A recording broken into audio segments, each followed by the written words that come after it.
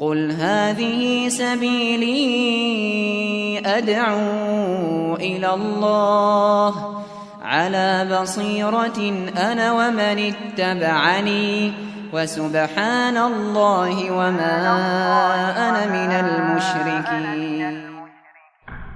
Assalamualaikum warahmatullahi wabarakatuh.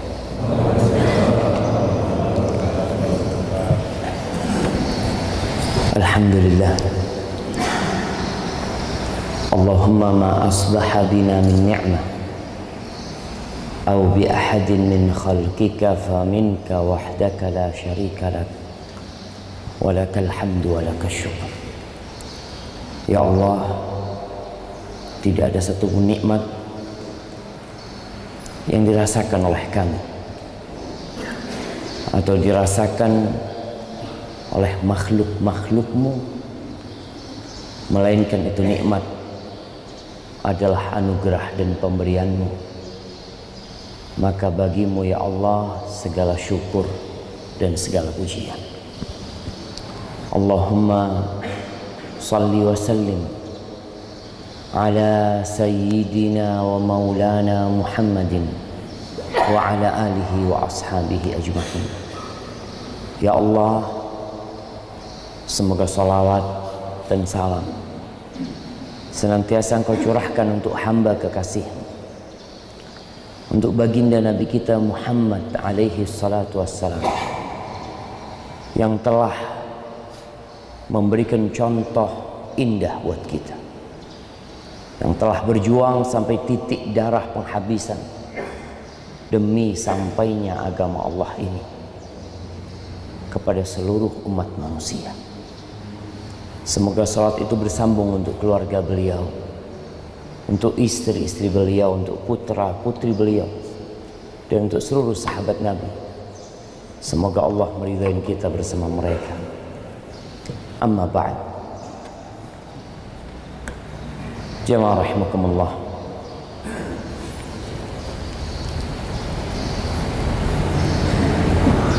Siapa yang tidak ingin senantiasa bersama dengan keluarga? Ketika seorang membina rumah tangga, dia berharap rumah tangga itu tidak berhenti di tengah jalan. Dia berharap rumah tangga itu tidak berhenti dengan kematian, tapi dia berharap rumah tangga itu bisa berlanjut, bersambung sampai kehidupan yang baru nantinya di surga Allah Azza wa Jalla. Namun ternyata kita melihat banyak kebersamaan yang kandas di tengah jalan. Anda tidak tahu dengan kondisi di Merauke ini, tapi di Jawa tingkat perceraian tertinggi itu ada di Jawa Barat. Kemudian yang kedua menyusul Jawa Timur. Yang ketiga menyusul Jawa Tengah. Kalau di hari-hari seperti ini, di hari-hari kerja kita datang ke pengadilan agama, Anda beberapa kali datang, tempatnya sumuk, panas, ramai manusia yang datang ke tempat itu. Bukan untuk memperbaharui pernikahan, tapi untuk menyudahi kebersamaan. Ada banyak masalah yang menyebabkan mereka tidak bisa bersama. Jemaah, yang menakutkan kalau anak-anak harus menjadi korban. Kalau antum melihat perempuan-perempuan yang jadi pelacur,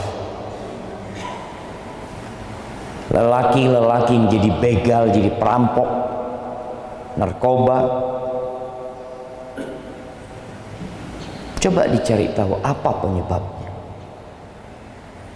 Banyak di antara mereka adalah wanita-wanita dan laki-laki yang berasal dari rumah tangga yang hancur.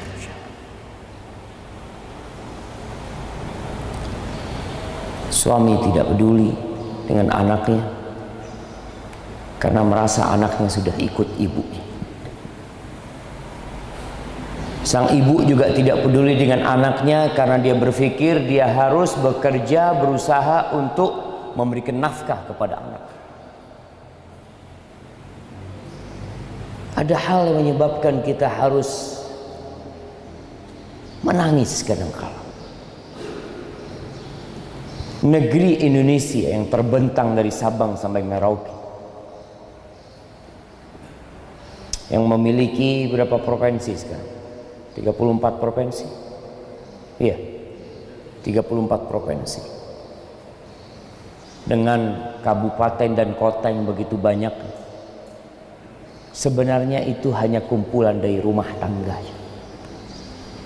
nggak lain. Negeri kita ini hanya kumpulan dari rumah tangga. Kalau ingin memperbaiki sebuah negeri, maka perbaiki dari pondasi pertama negeri ini, yaitu rumah tangga itu sendiri. Kalau ingin bersama-sama memiliki negeri yang baldatun thayyibatun wa rabbun ghafur. Kita di dunia ingin memiliki negeri yang indah, thayyibah, penuh dengan kebahagiaan, plus diampuni oleh Allah Azza wa Jalla. Dan di akhirat dikatakan kepada mereka, udkhulul jannah antum wa azwajukum tuhbarun. Silahkan kalian masuk ke surga, kalian semua bersama pasangan-pasangan hidup kalian, bergembira, berbahagia di dalamnya. Apa yang harus dilakukan? Hendaklah kita mengkaji dan mempelajari sebab-sebab terjadinya perpisahan. Apa sih? Betapa sedihnya orang tua, anaknya menikah baru 3 bulan harus bercerai. Ada seorang paman, dia cerita anaknya menikah baru 6 hari sudah bercerai. Padahal pacaran selama 6 tahun dari SMA sampai kuliah. Tapi menikah, umur pernikahannya lebih panjang umur jagung. Ada pernikahan yang hanya berumur 50 jam. Mereka sudah bercerai. Ada pernikahan yang berumur 20 tahun, 30 tahun, bahkan sampai kematian. Tapi ternyata pernikahan itu hanya pura-pura menunjukkan kebersamaan. Suami hidup dalam kesengsaraan, istri hidup dalam penderitaan. Lalu kenapa tetap bersama? Mereka berpikir demi masa depan anak-anak mereka, bukan karena indahnya pernikahan lagi. Padahal Allah Azza wa Jalla menjadikan pernikahan ini, kata Allah, wa min ayatihi an khalaqa lakum min anfusikum azwaja. Di antara tanda-tanda keesaan Allah Azza wa Jalla, tanda-tanda kebesaran Allah, tanda-tanda kehebatan Allah, Allah menciptakan dari diri kalian pasangan hidup kalian. Apa tujuannya? Litaskunu ilaiha, agar kalian mendapatkan sakinah, mendapatkan kedamaian. Orang kadangkala harus pergi menuju ke puncak gunung untuk mendapatkan ketentraman, menghirup aroma bunga-bunga yang segar, melihat matahari terbit, kemudian setelah itu dia turun karena panasnya matahari telah menyengat dan mereka tidak bisa lama-lama menikmati kedamaian di sana. Ada yang pergi ke pantai untuk mendapatkan kedamaian. Dia berangkat di pagi hari, tapi tatkala matahari terbenam dia harus meninggalkan pantai. Dia salah mencari tempat kedamaian. Tempat kedamaian itu di rumah kita sebenarnya. Sakinah itu ada di rumah kita. Bahkan dalam bahasa Arabnya, tempat tinggal itu apa bahasa Arabnya? Sakan. Sakan. Subhanallah. Tempat di mana orang tinggal damai, tenang. Gimana kalau sekarang orang ini rumahnya tidak menjadi sakinah? Litaskunu ilaiha itu hilang. Wa ja'ala bainakum mawaddatan wa rahmah.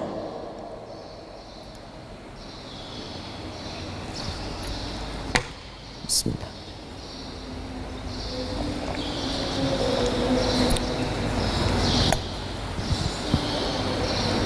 Dan Allah menjadikan di antara kalian cinta dan kasih sayang.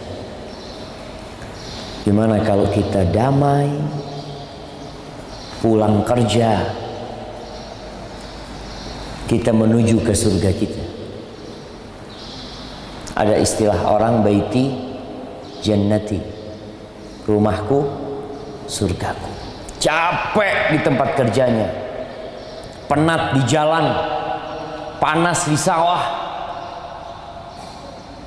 tapi sekedar dia melihat pintu rumahnya, segala kepenatan, berbagai kepayahan itu hilang, terurai dengan dia melihat wajah istrinya, melihat wajah anak-anaknya.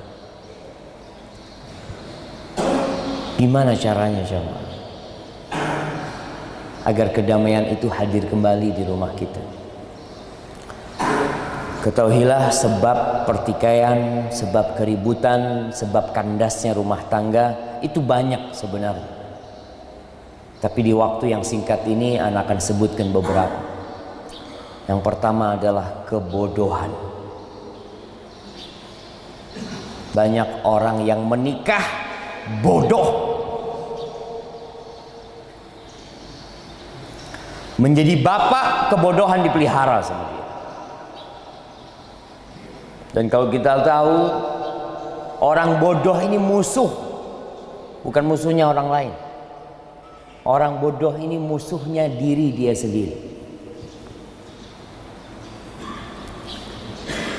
Kebodohan itu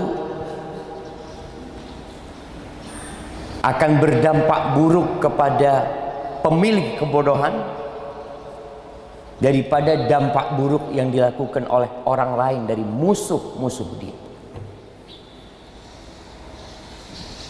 Dan antum lihat, kenapa masa sebelum Islam disebut masa jahiliyah, masa kebodohan. Manusia ini punya sifat bodoh. Oleh karena itu disuruh menuntut ilmu. Kita belajar, kita sekolah bertahun-tahun, tapi subhanallah, bukan ilmu agama yang kita cari. Iya Ustaz, kita kan hidup di dunia. Nah, yang ingin dunia pakai ilmu, yang ingin akhirat juga pakai ilmu. Antum ingin uang banyak atau ingin hidup berbahagia? Banyak rumah-rumah mewah, kokoh, besar. Kalau antum menempelkan telinga antum di tembok rumah mereka, ternyata antum mendengar ada rintihan dan penderitaan berasal dari rumah yang mewah.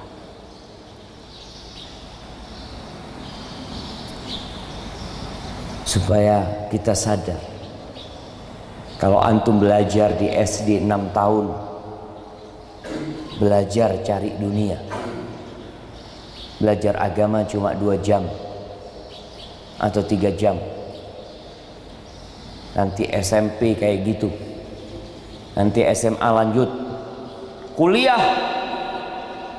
meninggalkan kampung halamannya, berangkat ke Jakarta, ambil kedokteran atau ambil ilmu dunia lainnya. Di sana apakah dia akan belajar agamanya? Berapa jam dia belajar agama?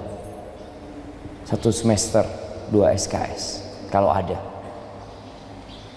Katanya kita harus seimbang dunia akhirat. Bohong kita membohongi diri kita sendiri. Mana keseimbangan itu? Oh, jangan terlalu berlebih-lebihan dalam beragama. Iya, betul. Allah mengatakan la taghlu fi dinikum ghairal haq. Enggak boleh berlebih-lebihan dalam beragama. Juga enggak boleh berlebih-lebihan dalam dunia. Sama enggak boleh berlebih-lebihan. Antum tahu penghuni neraka itu, apa sih yang menyebabkan mereka masuk neraka? Kebodohan. Makanya Allah sebutkan di surat Al-Mulk ayat 10. Apa kata penghuni neraka? Mereka mengatakan wa qalu law kunna nasma' au na'qil ma kunna fi ashabis sa'ir. Penghuni neraka mengatakan, andai kata kita mau mendengar dan mau memikirkan, niscaya kita nggak akan jadi penghuni neraka. Tapi kita nggak mau dengerin. Jarang kita datang kajian untuk memahami apa sih kewajiban kita sebagai seorang suami. Nggak belajar hak-hak dan kewajiban. Apa sih kewajiban bapak kepada anak-anaknya kalau sudah bercerai? Bagaimana sih perceraian itu terjadi? Wallahi ada rumah tangga yang bertahan, istrinya mengatakan suami saya sudah menceraikan saya 10 kali, lebih 3 kali. Padahal kata Allah Azza wa Jalla, at-talaqu marratan fa imsakun bima'ruf atau tasrihum bi ihsan. Cerai yang boleh rujuk itu cuma 2 kali. Ada ucapan-ucapan yang tidak boleh dikeluarkan suami. Kalau dia katakan maka jatuh cerai. Belajar ilmu. Istri pun seperti itu. Banyak wanita yang menikah dengan modal kecantikan belaka. Ilmu, iya. Dia mungkin sarjana ilmu apa, tapi dia nggak pernah mengkaji, mempelajari, mendalami bagaimana menjadi seorang istri yang diridhai oleh Allah Azza wa Jalla. Di mana kuliahnya? Di mana sekolahnya? Di mana ngajinya? Tunjukkan. Suami melamar istrinya dengan ijazah sarjana ekonomi, istri menerima suaminya dia memiliki ijazah sarjana mungkin ekonomi juga. Emangnya rumah tangga ini urusannya fulus aja? Wallahi jamaah, ekonomi itu satu ilmu dari sekian ilmu yang diperlukan oleh seorang istri dan seorang suami. Ahibati fillah, Allah mengatakan nih, kalau ilmu tentang pernikahan banyak Allah sebutkan dalam Al-Quran Al-Karim.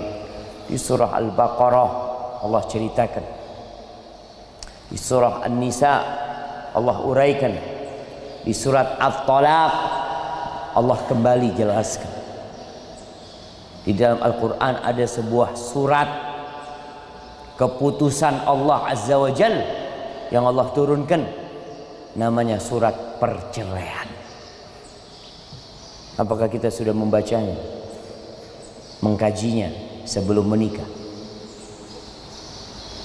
Banyak di antara umat Islam, sekali lagi, yang ilmunya itu hanya tentang dunia. Itu kata Allah, ya'lamuna zahiran minal hayatid dunya wa hum 'anil akhirah hum ghafil.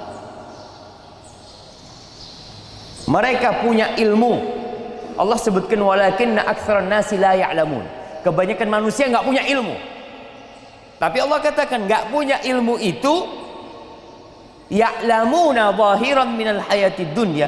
Mereka punya ilmu tentang yang zahir dari kehidupan dunia. Mau berapa lama hidup di dunia? Antum bangun rumah bagus-bagus, berapa tahun mau hidup di dunia? 100 tahun? 200 tahun? Enggak. 60 tahun, 70 tahun mati gitu. Banyak orang itu tahu tentang kehidupan dunia. Wahum 'anil akhirah hum ghafilun. Mereka enggak peduli sama akhirat mereka. Padahal mereka sudah berapa kali mengantarkan jenazah ke kuburan. Dia sudah melihat dengan mata kepalanya sendiri rumah dan usaha yang dibangun oleh orang tuanya ditinggal sama bapak dan ibunya. Tak ada. Maka coba baca Quran. Allah mengatakan wa'ashiruhunna bil ma'ruf. Buat para lelaki ini, pergaulilah istri-istri kalian dengan cara yang baik. Gimana cara yang baik? Belajar. Kalau kita hanya belajar tentang menggauli istri kita dengan cara yang baik lewat orang tua kita, kacau jangan. Gimana kalau antum punya bapak zalim sama ibu antum? Apakah antum akan mengulangi kezaliman itu kepada istri antum? Ada seorang wanita di Eropa atau di Amerika. Dia umurnya sekarang 65 tahun. 65 tahun. 60 lebih lah ya. Tapi dia sudah jadi laki. 20 tahun yang lalu dia itu operasi untuk jadi laki-laki. Dan dia sekarang dalam kondisi menderita, menyesal. Karena itu sebuah keputusan yang salah yang dia pilih. Dia hanya berpikir dulu ketika dia kecil dia sempat diperkosa oleh bapak tirinya. Dia berpikir kalau dia menjadi laki-laki dia tidak akan bisa diperkosa. Tapi dia katakan itu keputusan yang salah. Tidak harusnya seorang mengganti status dan kelamin dia. Ada rumah tangga yang hancur. Kalau modal antum menikah hanya ilmu yang ada di rumah, sebagian wanita nggak mau menikah. Ada perempuan umur 40 tahun telepon ana mengatakan, Ustaz, ana nggak kepingin nikah. Ustaz. Kenapa? Karena ana melihat bapak ana zalim sama ibu ana. Ustaz. Ana takut punya suami seperti itu. Kita nih yang ada di masjid ini kayaknya tenang-tenang, damai-damai aja. Yang tahu antum orang baik dan buruk itu bukan yang duduk di masjid. Bukan. Yang tahu antum orang baik dan buruk itu istri antum. Istrinya. Kalau orang sudah dikasih rekomendasi oleh istrinya, selesai. Atau pembantunya, selesai. Maka ingat, Allah mengatakan wa ashiruhunna bil ma'ruf. Gauli istri-istri kalian dengan cara yang baik. Gimana dia belajar supaya tadi kita tidak melakukan kesalahan, mengulangi kesalahan bapak kita, membolimi ibu kita. Orang tua tuh peduli banget sama sekolah anaknya, tapi bukan urusan agama. Anaknya jam 7 berangkat sekolah, sholat subuh kadang-kadang nggak sholat, nggak peduli. Kemudian berkaitan dengan bagaimana melihat pasangan hidup kita. Ini buat perempuan ya. Rasul sallallahu alaihi wasallam mengatakan la yafraq mu'minun mu'minah.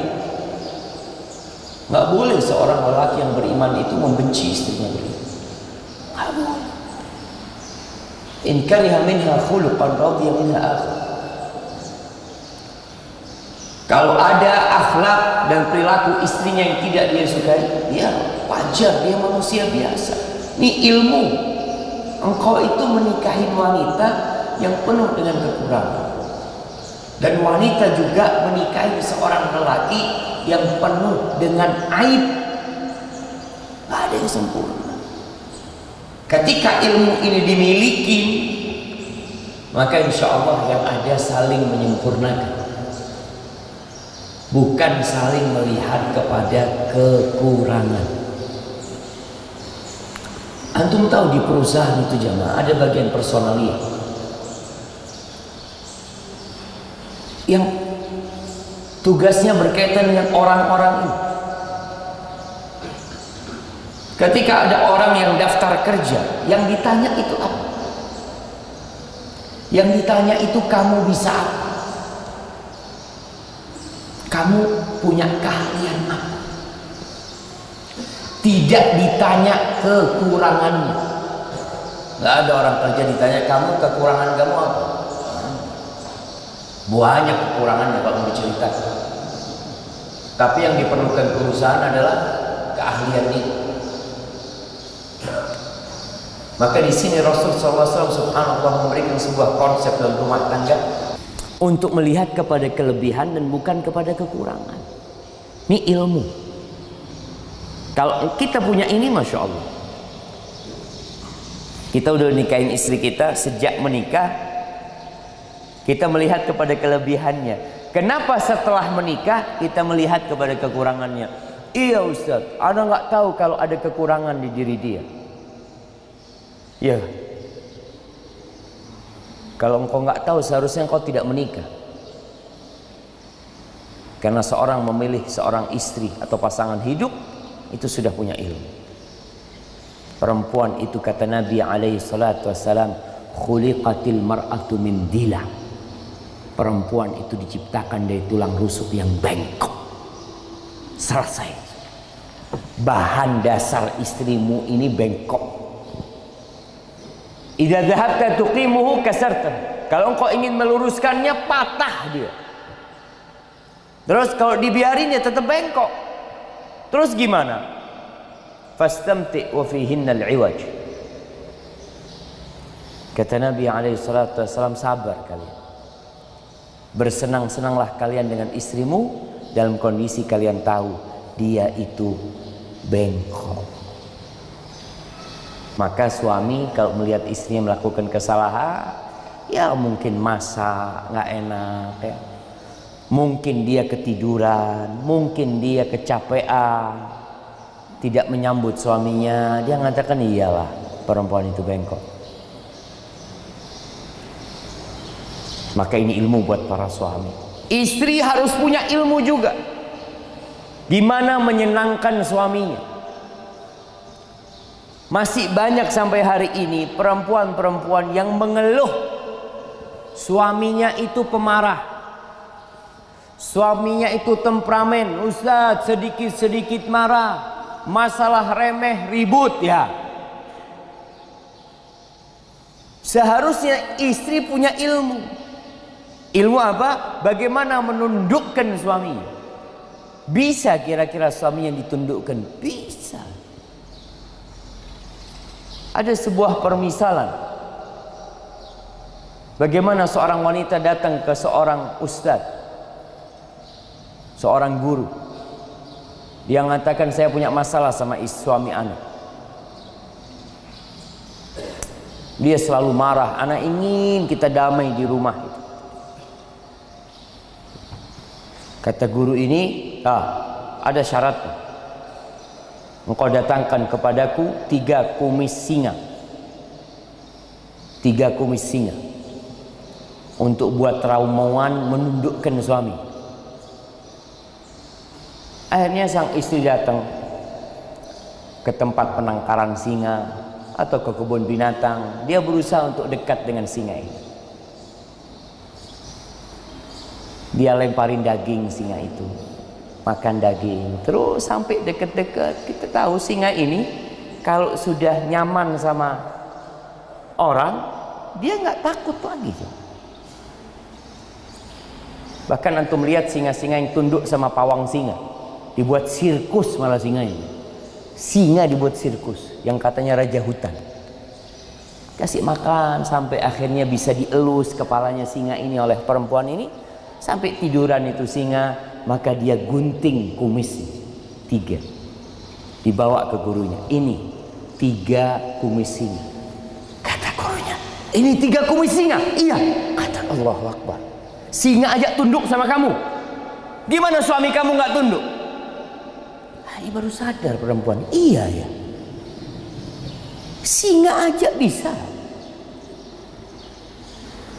Banyak wanita yang lupa dia punya kemampuan untuk itu.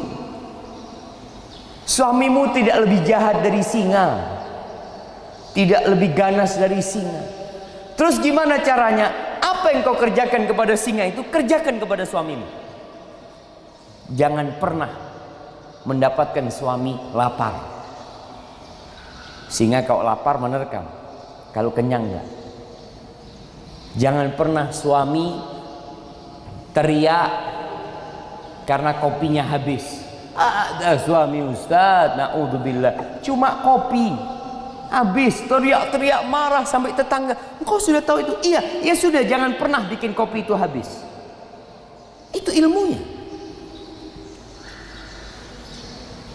Bikin termos yang besar, taruh di sebelah kopinya suami. Suami mau teriak, nama istrinya siapa? Khadijah. Janganlah. Nama istrinya Santi. Santi, mana kopi? Itu bang. Oh iya, nggak jadi marah dia, langsung dia tuang sendiri. Artinya kita harus tahu, perempuan harus tahu apa sih yang menyebabkan suaminya marah. Ini ilmu. Tapi kalau engkau membandingkan suamimu dengan suami orang yang lain, nggak boleh. Suaminya fulan, masya Allah Ustaz, kopinya habis, ininya habis, nggak pernah marah, bikin sendiri. Iya, engkau kenapa tidak menikah sama dia? Udah, suamimu yang ada di rumahmu ini, yang engkau tahu sikap, karakter dan akhlak, itu sudah modal utama untuk memiliki sakinah dalam rumah tersebut. Jangan pernah bikin suami marah. Taati dan patuh sama suami. Yang kata Nabi SAW, suami itu surgamu atau nerakamu. Banyak wanita yang masih nggak nurut sama suaminya. Suaminya ngomong, "Dek, udahlah berhenti kerja, urusin anak-anak, biar aku yang kerja sih makan." "Oh enggak, ini itu." Udah. Berarti engkau membuat surgamu jadi neraka.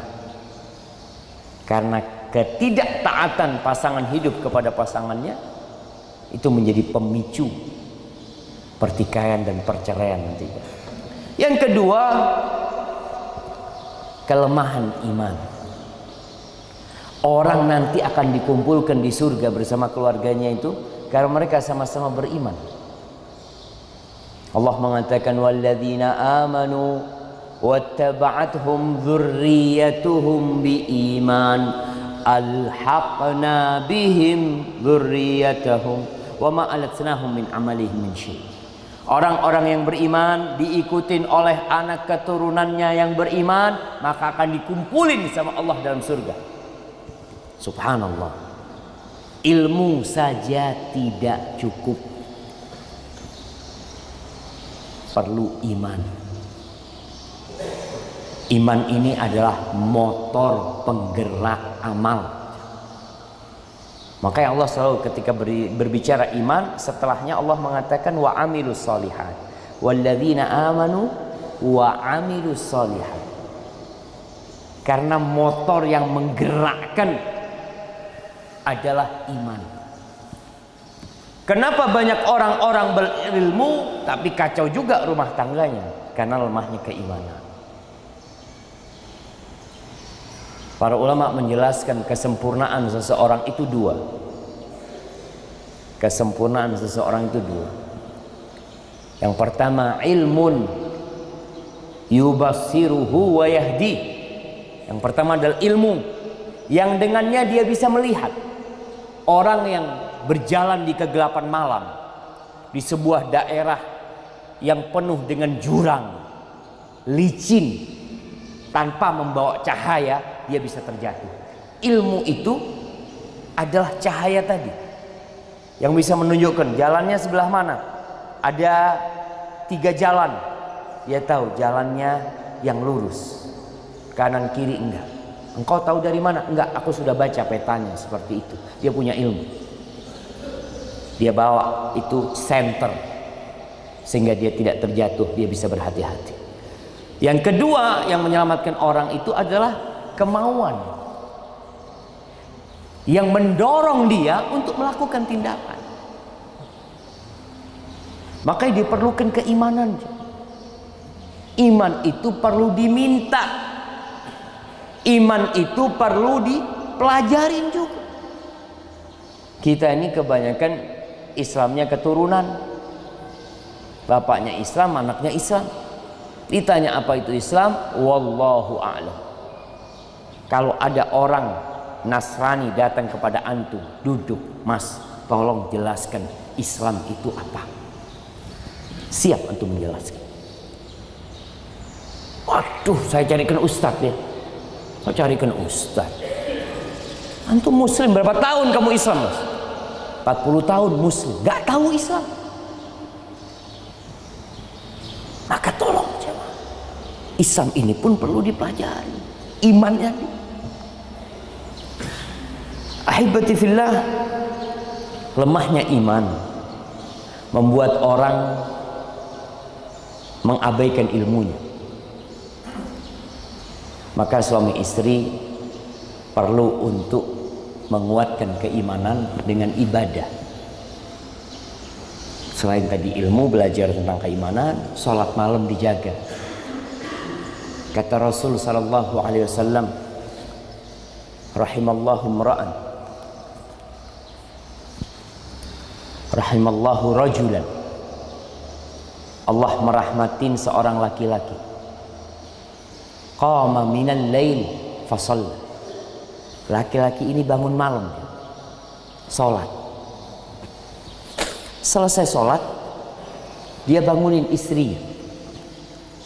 Nih kalau mau bicara romantis, orang kadang-kala romantis itu ya berangkat ke pantai, berduaan, berpelukan naik motor.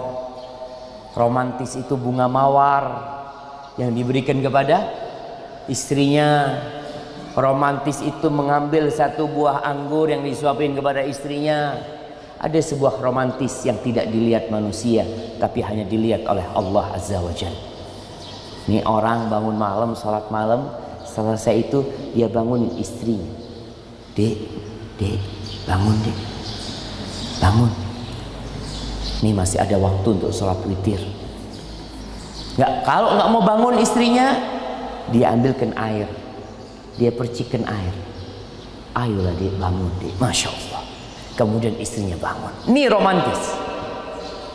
Wa rahimallahu imra'atan, dan Allah merahmati sebaliknya seorang wanita. Wanita ini bangun malam, sholat, selesai sholat, dia datang kepada suaminya. Dia bangunkan suaminya. Mungkin dia kecup suaminya, dia bisikin suaminya. Gak mau bangun suaminya, mungkin dia ambilkan air, dia usapin suaminya. Atau dia bikinin kopi suaminya. Kasih, bang, ayolah bang, ini waktu mustajabnya doa. Kita punya banyak masalah bang, mudah-mudahan Allah bantu masalah kita. Allahu Akbar. Ketika ini terjadi, dalam rumah tangga kita. Masya Allah. Masalah apa yang akan dihadapi tatkala kita dekat dengan Allah Rabbul Alamin?